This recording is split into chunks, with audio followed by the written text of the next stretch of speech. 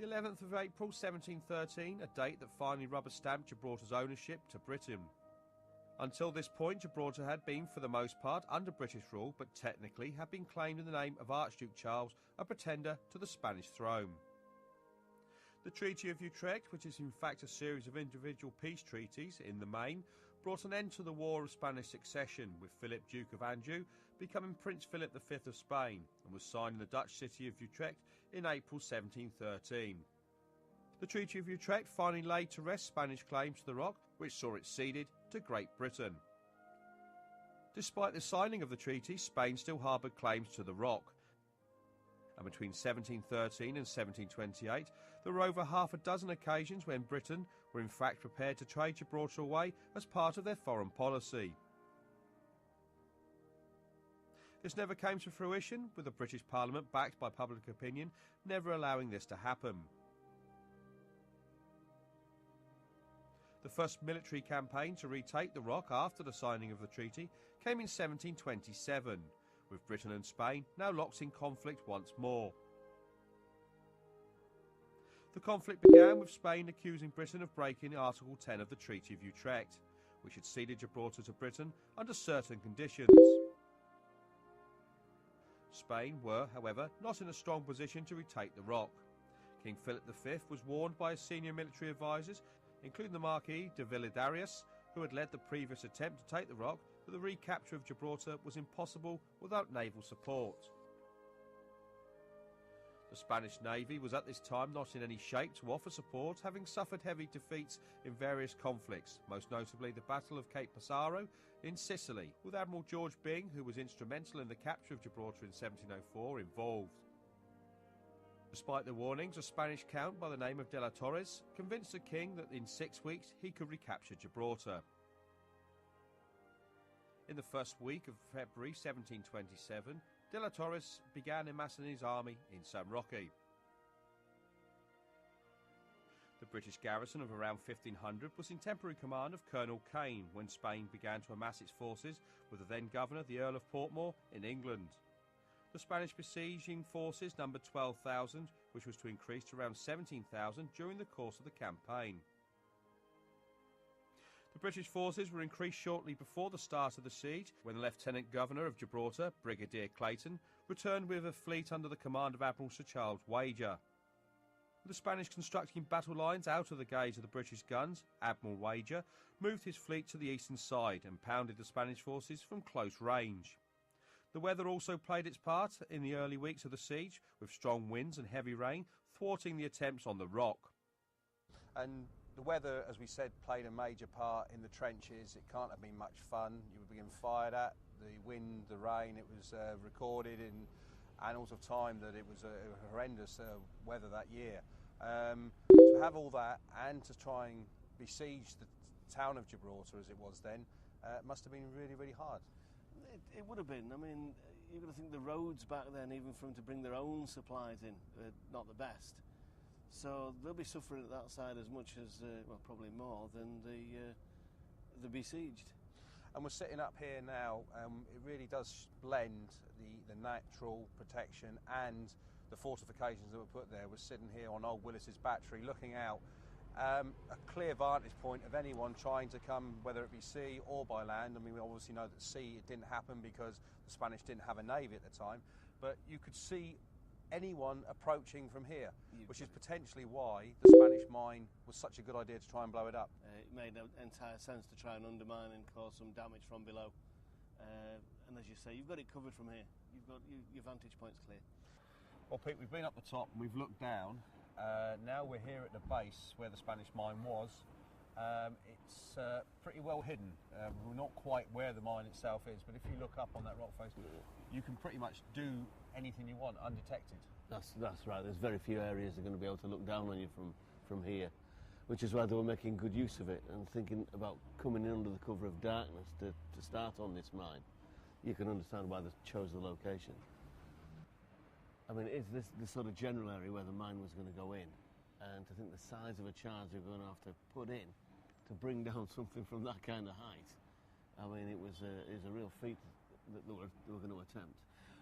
They were discovered, The sentries eventually saw them, something wasn't quite right, and a namesake of yours, a Jackson, was lowered over the side of the cliff to try and see what was going on, but by all accounts couldn't see a lot because of the weather and lots of other dangers, not only to his life, but the people above as well.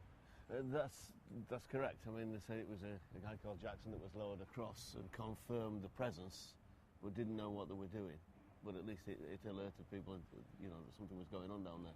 And as we're here in Forbes, when we look at it and we look out across towards Spain, once again we can't see it because the houses are there now, but it was well hidden, and it was a great place for a hidden battery. Oh, very much so. And you can see, but even for World War II, you bring it forward, it's the perfect position for hiding something away that's going to give you a fixed arc to catch people out by surprise. But at the end of the day, it's that rock, looking up at that's pretty impenetrable. You wouldn't want to be climbing that, would you? You would not want to be climbing that.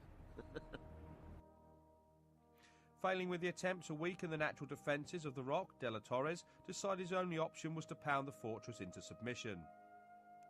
On the 24th of March, De la Torres began 10 days of bombardment, which destroyed over 100 houses in the northern part of the town.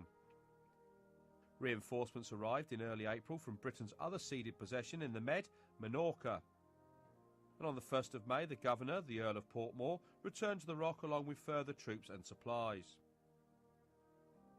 The second heavy bombardment of the siege began on the 7th of May and caused great damage, with Willis's battery and the Old Mole suffering the most, with the majority of the guns being dismounted.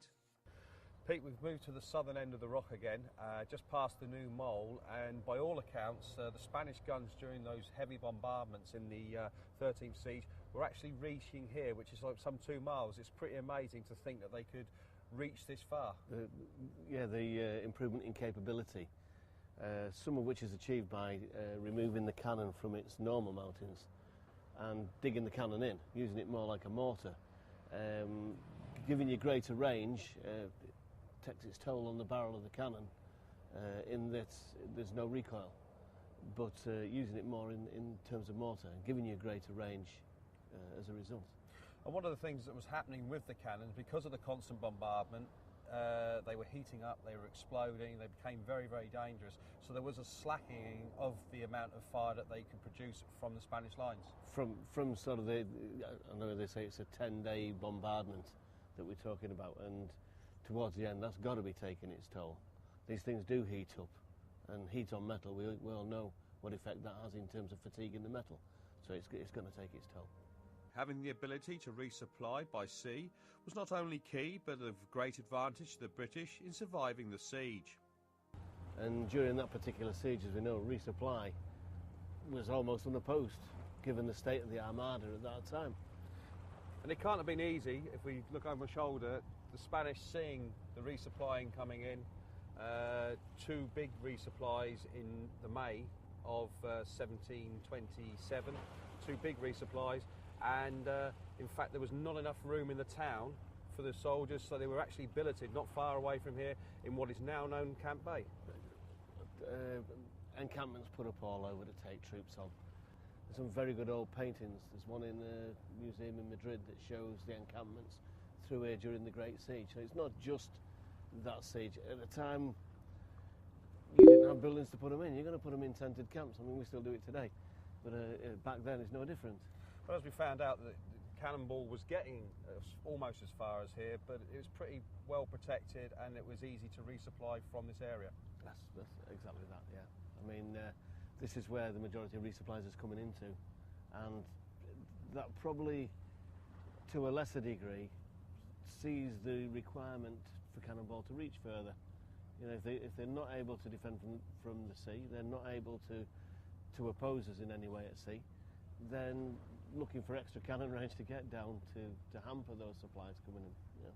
It was well documented at the outbreak of the siege, the 13th siege, that a seaborne attack to Gibraltar was pretty much nonsensical because of the British might and the Spanish Navy having been defeated. That, in conjunction with how difficult it would be to land a force at the south to come in, it's naturally defended around that way, and the cannons that have on the cliffs looking out, it's fairly much impregnable. For a small force to try and get ashore, I wouldn't want to be among it. And this is doubled up with what Hess had done with the inundation and everything at the northern end. But De La Torres was adamant, and he got the King of Spain's ear to be able to do it. Apparently he claiming that he could take the place in 6 weeks. The Count de las Torres finally gave up his attempt to take Gibraltar from the north on the 23rd of June, some 5 months after he had begun. A truce was signed in San Roque the following day, seeing an end to hostilities, but with the Spanish remaining encamped outside Gibraltar.